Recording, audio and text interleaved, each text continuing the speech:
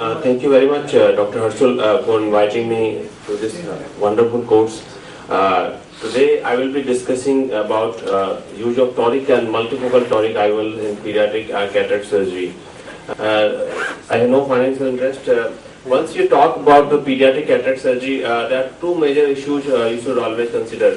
The first include the issue of lens power calculation, and the second is posterior capsule management. So coming to the lens power calculation, you know that these small eyes are growing eyes. So there are various guidelines are proposed in the literature which address the lens power calculation.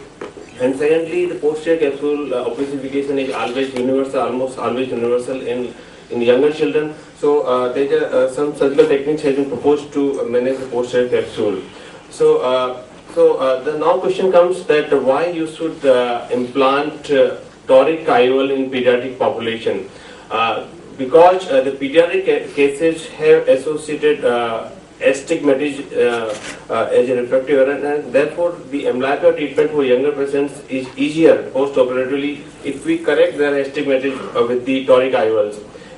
And they don't need complicated optics in their like contact lenses or glasses for the treatment of amblyopia.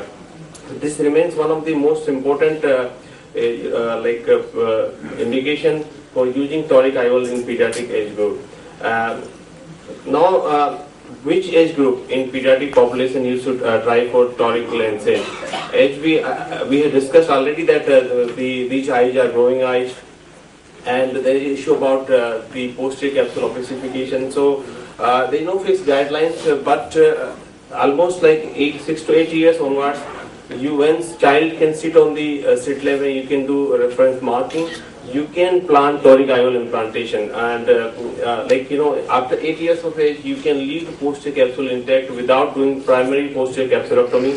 So once you implant the toric IOLs, and if you do primary posterior capsulectomy, it's difficult. The toric IOL may rotate. So after 8 years of age, you may consider implanting toric IOL in pediatric cases. And of course, like the issues related to the capsulotomy, the posterior capsule management, the child may need YAG capsulotomy in post-op period, and there are some issues related to closure of the incision.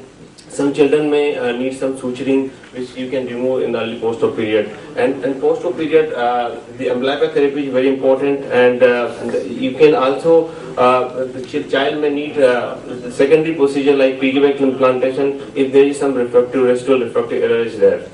So one of the most important pearl for pediatric for introducing the toric IOLs in pediatric population is counseling. Counsel the parents and family member that why you want to put toric IOL in children, and counsel them about the need of secondary procedure if there is a refractive surprise which happens in the post-op period.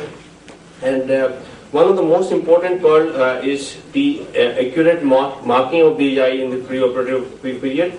And once you can mark the eye precisely, then the surgical technique is more or less same. And as discussed earlier, before you try the toric IOL implantation in pediatric population, you can practice in the adult eyes. You can practice marking, or you can practice, the reference and access marking in adult eyes. And we had done so far more than 100 toric IOL implantation in pediatric age group.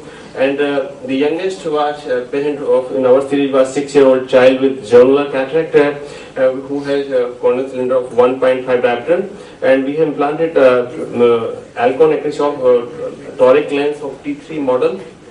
And this child did very well in terms of the best corrected visual acuity before surgery was fin counting 2 meters, which improved to 6.9 in the post-op period. And the second case which I am going to show you is the multifocal toric IOL implantation in pediatric population.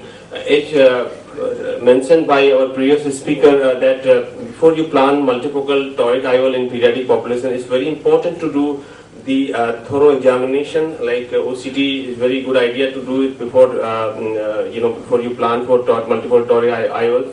Once you do care reading, make sure that you do care reading before putting any dilator drops, because once you alter the tear film, the care reading may change. So any case which fit for toric or multifocal toric IOL, you do the care reading first without putting any anesthetic or dilator drops, and make sure that the tear film is healthy. And nowadays we have various models are available from various companies which can helpful to provide good distance and near vision in these cases. So multifocal toric IOL can be helpful in children in more than, you can try in more than 10 or 12 years of children, so that there is no chances of refractive surprise, or there is less chance of posterior capsule opacification. Another short video clip which I am going to share with you is the use of primary piggyback implantation of multifocal and toric lenses. So this is the case of a 16-year-old child who came to us. The lens power was 35 diopter. So this case we implanted 20 diopter of toric IOL in the capsular bag, and then we implanted 15 diopter multifocal lens on the top of the toric lens. And so this is the case of primary multifocal and toric lens implantation in a piggyback manner. One of the issues in these cases can be interventricular opacity. So what we did after implantation of multifocal and both lenses in the capsular bag, we did YAG laser anterior capsulotomy after 6 weeks period in order to decrease the possibility of interventricular opacity formation. So this is the case of primary piggyback implantation of multifocal and toric lenses. So, and the second case which I am going to show you is the secondary implantation of Sulcoflex multifocal lens in a child. So this is a case on the top. You can see the video of 12-year-old child who came to us with a zonular cataract. Once we did his first eye, there was amblyopia or lazy eye. So we planned for a toric lens, and in the other eye, when we this eye which I'm showing you here, the vision was 6/6, and for distance, so the parents wanted to have good correction for near as well. So after a few weeks after surgery, 8 weeks after surgery, we planned for the Sulcoflex lens implantation in the ciliary sulcus. So nowadays you can plan Sulcoflex multifocal lenses or toric lens to correct the residual refractive error. So this is the implantation of Sulcoflex lens in the sulcus, and the post-op vision was very good. So in summary, now we have toric and multifocal toric lenses are available.